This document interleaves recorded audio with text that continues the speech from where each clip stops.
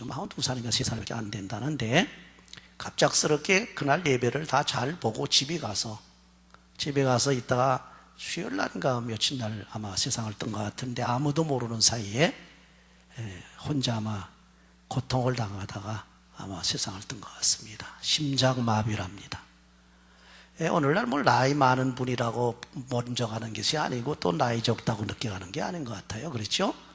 언제 찾아오는, 제가 여기서 충격받은 거는요, 아니 하나님께서 그렇게 앞날이 촉망되는 그 젊은 목사를 왜 데려가셨는가.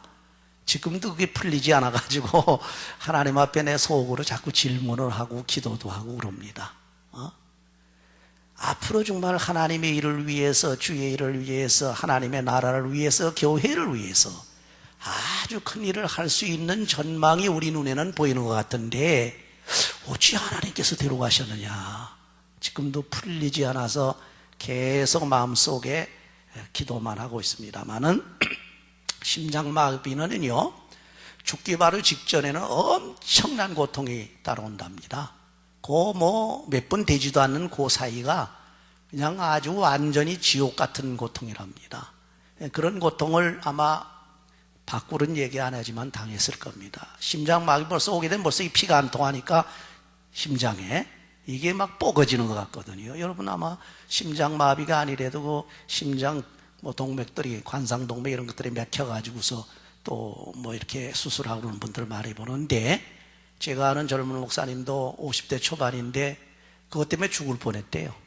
그래가지고 그걸 발견을 해가지고서 가슴을 이렇게 열고 이렇게 동맥을 갖다 바이패스를 해가지고 아주 살았는데 지금은 아주 건강합니다만은, 그렇게 고통스러울 수 없답니다. 엄청나게 아프대요. 그게 저희는 아직 알아보지 않아서 모르겠습니다만은, 그런 고통을 딱 끝맺으면서 세상을 떴으니까 굉장히 지금은 주 안에서 아마 안식을 누릴 겁니다. 근데 이런 고통 말고 그분에게 무슨 고통이 또 있었을 거냐, 그걸 제가 한번 생각을 해봤습니다.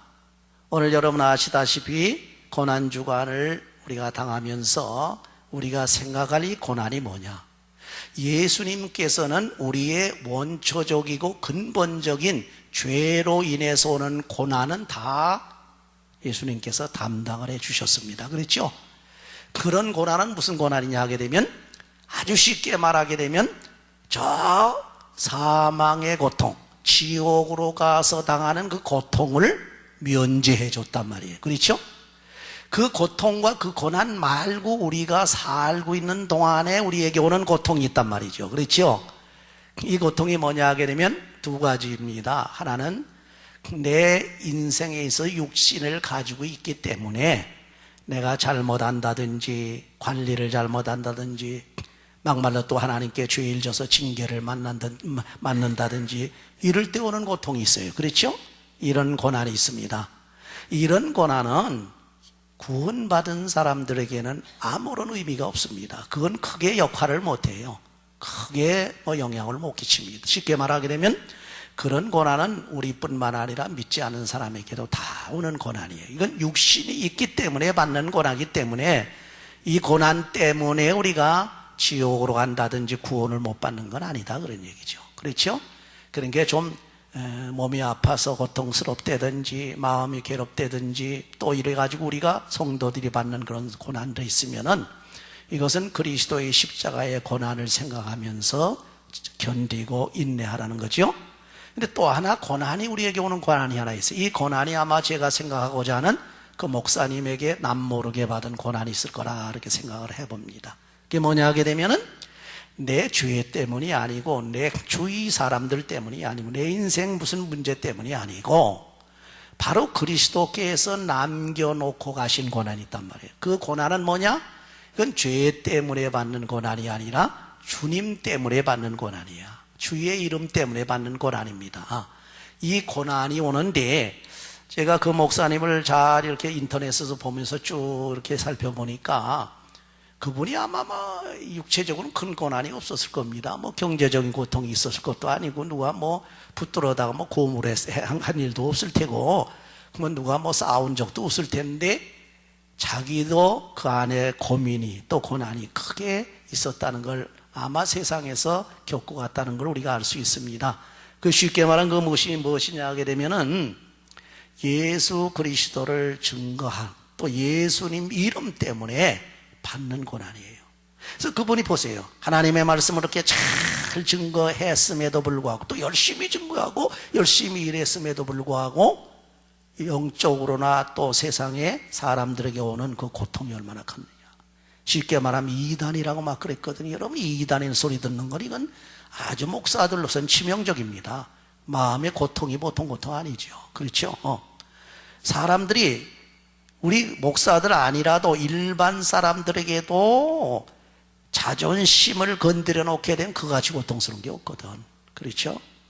자기의 자존심이라든지 존재감, 그래서 세상 사람들이 요새 말은 존심이라고 그러는데, 그 존재감, 이걸 떨어뜨릴 때 와지는 고통은 보통이 아닙니다. 그게 어떤 면에서는 명예에 대한 하는 리액션이죠. 반응이죠. 다시 이제 그 옷을 바꾸고 쉽게 설명을 드린다고 하면은, 어떠한 아들이나 따님이 사람들하고 이렇게 어떠한 원한 관계로 서로 주고받거나 하면서 욕설을 퍼붓고 한단 말이에요.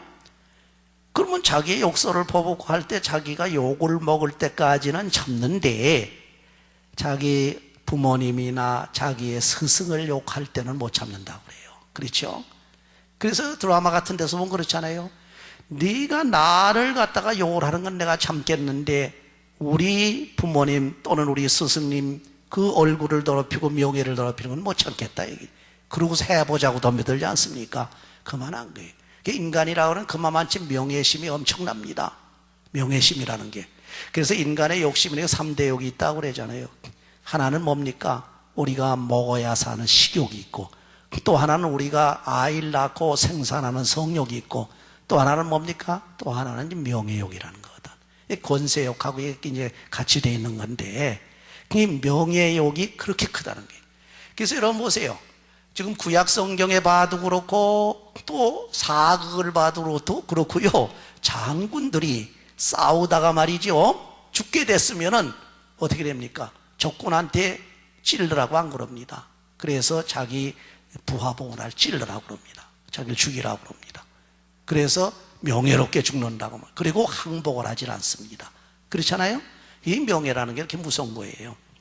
아마 알 수는 없습니다만은 그런 그 보이지 않은 고통이 많이 있었을 거다. 그 고통이 남은 고난이라.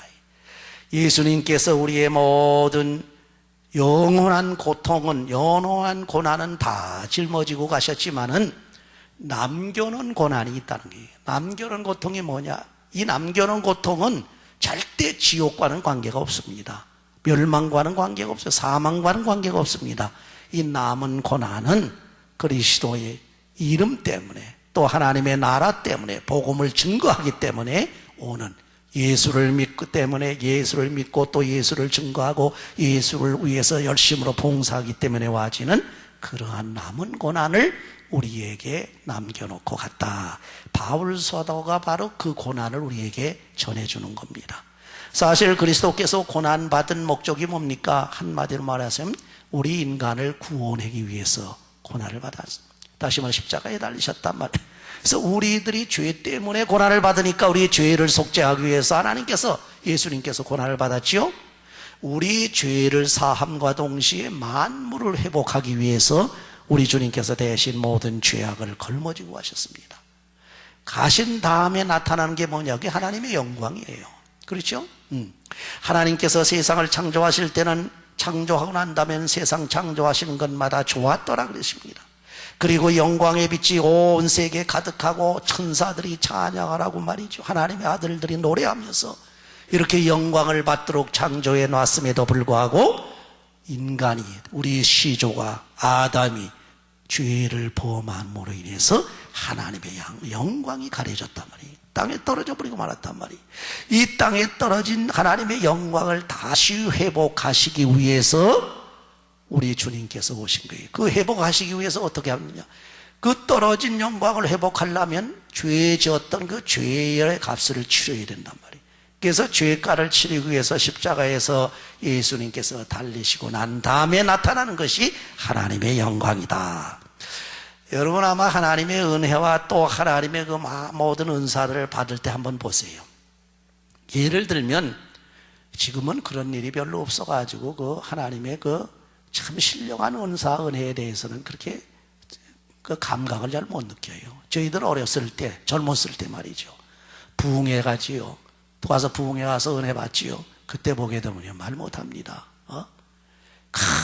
막 그냥 뭐 하나님의 큰 은혜가 내리면서 은사가 막 오니까 거기서부터 나오는 반응이 뭔지 알아요? 속죄의 감격을 느끼는 거예요. 죄의 사함을 받았다고는 감격이. 하나님께서 나 같은 죄인을 어쩌면 이렇게 용서하셨, 하나님께서 나를 위해서 십자가에 돌아가셨는고 생각하면 눈물을 흘리고 엉엉 울면서 하나님의 그 축복의 은총을 받는단 말이에요. 그래서 그 은혜를 받고 난 다음에 반응이 뭡니까? 나타나는 그 반응이 뭡니까? 하나님의 영광이 나타난다는 거예요. 쉽게 예를 들면은 아주 난치병자 안전뱅이를 딱 그 자리에서 일으키고 난 다음에 그런 역사가 일어난 다음에 그 후에 나타나는 게 뭡니까?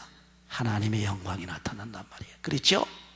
세상이 망가졌어요. 우리 조상 아담의 범죄로 인해서 전부 죄를 지음으로 해서 세상이 완전히 망가져가지고 하나님의 영광을 찾아볼 길이 없습니다. 그래서 우리 하나님께서 이 망가진 세상을 고치면서 인간을 구원해가지고 완전히 구속을 해놓고 나보니까 하나님의 영광이 회복되더라. 하나님의 영광이 나타납니다. 여러분인 개인이나 가정에 하나님의 이러한 구속의 역사가 일어나고 하나님의 놀라운 은총과 사랑의 역사가 일어나면 거기서부터 하나님의 영광이 나타난다는 게, 하나님의 영광이 빛이 난다, 그런 것입니다. 그래서 하나님께서는 우리 인간과 세상을 구속하시기 위해서 고난을 받으셨고 또 하나 결론적으로는 하나님의 영광을 위해서 고난을 받았습니다. 자, 그럼 이 고난을 그렇게 그런 목적으로 받았는데 그 고난을 받고 난 다음에 어떠한 효과가 나타나느냐? 물론 지금 제가 이제 말씀드린 것에 되게 포함이 됩니다만은 중요한 것은 우리의 그 무지무지한 죄가 사해졌다는 겁니다. 그리고 만물이 회복됐다는 거죠. 그 다음에는 이렇게 회복을 받고 또 만물이 회복받으면 우리가 완전히 고침을 받고 난 다음에 어떤 효과가 나타납니까? 이때는 세상적으로 살던 삶이 하나님을 향해서 살게 되고, 그러므로 세상을 위해서 부귀영화를 누리려고 하던 사람들이 차라리 그리스도의 고난에 참여하기를 기뻐한단 말이에요. 그렇죠? 그래서 하나님의 구속의 은총을 제대로 받아서 감격을 가지고 있는 사람은요, 예수님과 고난에 동참하려고 그러는 그런 생각이, 기쁨으로 동참한단 말이에요. 기쁨으로. 왜? 그 은총과 축복을 받았으니까. 그렇지 않습니까? 여러분 가만히 보세요. 우리가 영화에 봐도 그렇고 이제 어떠한 백성들이 말이에요, 어려움을 당하잖아요. 고통을 당하잖아요. 또는 어떠한 사람이 고통을 당하면 그 사람을 위해서 아주 최선을 다해가지고 정말 생명의 은인이라고 그런 은혜를 느낄 때에 어떻게, 그때에는 그 사람은, 은혜 받은 사람은 그 다음에 바로 그 기쁨 또 그 고난에 대한 그 아주 고마움이죠. 그 고마움을 가지고서 자기에게 그 기쁨을 주고 자기에게 은혜를 베푼 사람들을 위해서 목숨까지 바치려고 그러거든요. 바로 그런 거예요. 우리가 예수 그리스도의 큰 고난을 통해서 크게 은총을 받았다고 하면 예수님의 고난에 동참해야 된다는 얘기입니다. 예수님이 고난 받는데 우리 같이 고난 받는데 동참을 해야 된다. 이런 것을 바로 우리가 할 수 있는 것이 왜 그러냐? 그리스도의 고난의 효과 때문에 그렇다는 게, 그리스도께서 우리를 위해서 고난을 받으심으로 우리 죄가 사해졌습니다. 만물이 회복됐습니다. 기쁨으로 고난을 받을 수 있도록 우리가 마음이 바꿔진다. 그래서 그리스도의 고난은 우리에게 이런 효과를 나타나는데, 마지막으로 우리가 생각해야 될 게 하나 있습니다. 그게 뭐냐 하게 되면 그리스도의 남은 고난을 우리가 생각해야 됩니다. 오늘 본문에 보게 되면 그리스도의 남은 고난에 대해서 얘기를 해요. 이 남은 고난을 자기 육체에 채운다고 바울 사도는 강하게 지금 말씀을 하고 있습니다. 그러니까 이 남은 고난이 뭐냐? 아까 말씀을 잠깐 드린 건 뭐냐? 그 의미는 간단합니다. 고난은 고난이되 그 고난의 의미가 다르다는 겁니다. 이건 죄로 인해서 받는 고난이 아니라는 거예요. 죄 때문에 받는 게 아닙니다. 그렇죠? 우리가 지금 죄 짓고서 당하는 고난들이 있잖아요. 이거는 그리스도의 남은 고난이 아닙니다. 이건 우리 죄성으로 남아진 고난인데, 그러나 이 죄성으로 와진, 죄값으로 와진 이 고난은 하나님께서 고난받으심으로 인해서 십자가에서 우리 죄를 사해 준 속죄의 은총을 넘어서지 못한단 말이에요. 그 은총을 없애질 못한단 말이에요. 그러니까 우리가 그리스도의 근본적인 고난으로 인해서 우리가 구원을 받았단 말이에요. 구속을 받았어요. 그런 거로 인해서 이 땅 위에서 우리가 범죄함으로써 우리가 받는 고난, 보응으로 받는 고난은 절대 우리 구원에 영향을 못 미친다. 그런 얘기가 됩니다. 그래서 죄로 인한 고난이 아니라는 겁니다. 예수님께서 남겨준 너 죄 때문에 너 고난 받아라 그리고 가신 게 아니에요. 물론 보응이 오긴 옵니다. 그러나 그 고난은 의미가 없는 고난이란 말이에요. 네 죄 때문에 받는 거 육체적으로 있을 동안에 잠깐 받는 거니까 별 의미가 없다는 얘기죠. 지금 아마 여러분 아시다시피 우리 심리적으로나 영적으로나 육체적으로 가지각색들의 고난을 많이 받을 겁니다. 고통을 당하는 사람이 많을 거예요. 근데 알고 보면 그저 잠 한번 딱 잤다 깨는 것 같이 딱 세상에 끝나버리면은 그때는 잠자다 깬 사람이 모든 걸 잊어버리고 꿈속에 있던 모든 고통을 잃어버린 것 모양으로 이 세상의 고통을 잃어버리고 하나님 앞에서 그리스도와 함께 평안에 들어가니까, 영원한 기쁨에 들어가니까 아무것도 아니라는 거죠. 그렇잖아요? 그래서 이 죄로 인한 고난은 우리에게 큰 영향을 못 줍니다. 당시 육신이 살 동안만 육신이 고통이 오고 마음이 좀 괴로움이 오고 고통이 올 것뿐이지 우리의 영적인 고통까지는 주지를 못한다. 그런 얘기가 되겠습니다. 그러면 이 남은 고난은 뭐냐? 이제 한마디로 결론을 내리면 의를 위한 고난이에요. 죄 때문에 오는 고난이 아니라 의를 위한 고난입니다. 이 의가 누굽니까? 예수 그리스도예요. 예수 그리스도를 위한 고난을 우리에게 남겨주고 가셨어요. 이 얘기는 무슨 얘기입니까? 죄 지어서 받는 고난이 아니라 주님을 위해서 내가 헌신하다 보니까 고통이 온단 말이에요. 십자가를 지게 되니까. 그렇죠? 그래서 내가 그리스도를 위해서 열심히 전도하다 보니까 여러 가지 시험이 와요. 그렇죠? 그리스도를 믿다 보니까 믿지 않는 가정으로부터 핍박을 받습니다. 또 나라에서는 또 믿지 않는 세계에 가서 그리스도를 믿다 보니까 순교까지 당하게 됩니다. 이런 고난들이에요. 예수를 믿고 예수를 위해서 자기가 헌신하기 때문에 그것으로 인해서 오는 바로 그런 고난, 다시 말하면 순교라고 하는 영광이 찾아오는 그런 고난입니다. 이런 고난이 바로 남은 고난이에요. 이 고난을 바울 사도가 어디에 채운다? 자기 육체에 채운다. 이게 무슨 얘기입니까? 자기가 어떠한 것이든 내 몸에 채운다는 겁니다. 그리고 이 땅 위에 있는 동안에 내가 다 채우겠다는 얘기입니다. 여러분, 세상에 사시는 동안에 한 번도 좀 생각을 해보셔야 될 것 같습니다. 저는 항상 그걸 되풀이해서 반복해서 또 생기고 되새기고 그러는데, 우리가 육신이 있을 동안에 말이죠, 육신이 있을 동안에 구원 문제도 물론 이 육신이 있을 동안에 우리가 해결을 해야 되겠지만은, 육신이 남아있는 동안 그 순간밖에는 우리가 의를 위해서 일할 수 있는 기회가 없다는 거예요. 그렇죠? 주를 위해서 주의 일을 할 수 있는 기회가 없어요. 지금 보세요. 그 나이가 42세밖에 안 되는 그 종이, 그렇게 일을 잘하던 종이 지금 떠났잖아요. 이 세상 사람은 거기서 목회를 못 하잖아요. 주의 일을 못 하지 않습니까? 여러분이 몸이 아프셔도, 지난번에 엊그제도 제가 우리 그 이금승 원사님 거기 방문해서 기도를 해드리고 왔는데, 권사님 보고도 그런 얘기를 했습니다. 지금 뭐 몸을 움직이지 못해. 오늘 오후에 퇴원한다고 그러십니다. 오늘 오후에 퇴원을 한다 그러니까 기도를 해 주시기 바라고. 가만히 앉아있든지 누워 계셔요. 가면은. 그럼 사실 인간적으로 볼 때 이거는 소망이 없거든. 가망이 없고. 뭘 움직여야 누구를 위해서 봉사를 하고, 움직여야 뭘 해먹고 남에게 신세 안 지고, 움직여야 남을 도울 수 있지 않냐, 이런 생각하는 것이 인간입니다. 그러나 육체가 살아있는 동안은 그 방법 아니래도 얼마든지 할 수 있는 방법이 있다는 겁니다. 말로도 봉사할 수 있고, 헌신할 수 있고, 기도로 또 생각으로 또 여러 가지 방법이 있어요.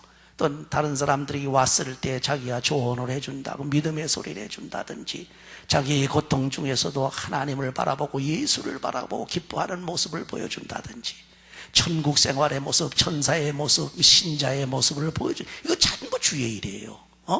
사람들은 자꾸 말이죠, 내가 뭐 힘있고 뭐 청년되고 이래야만 무슨 주의 일 하는 줄 아는데 아닙니다. 그래서 그것이 요새 와서는 주의 종들이 그래가지고 안타까워하는데, 리타이어하고 난 다음에 이제 이거 그래도 뭐 몸은 펄펄 나가던 옛날에는 뭐 70대면 허리가 꾸부작해가지고 맥도 못 쳤는데, 요새는 70이 청년이라고 부릅니다.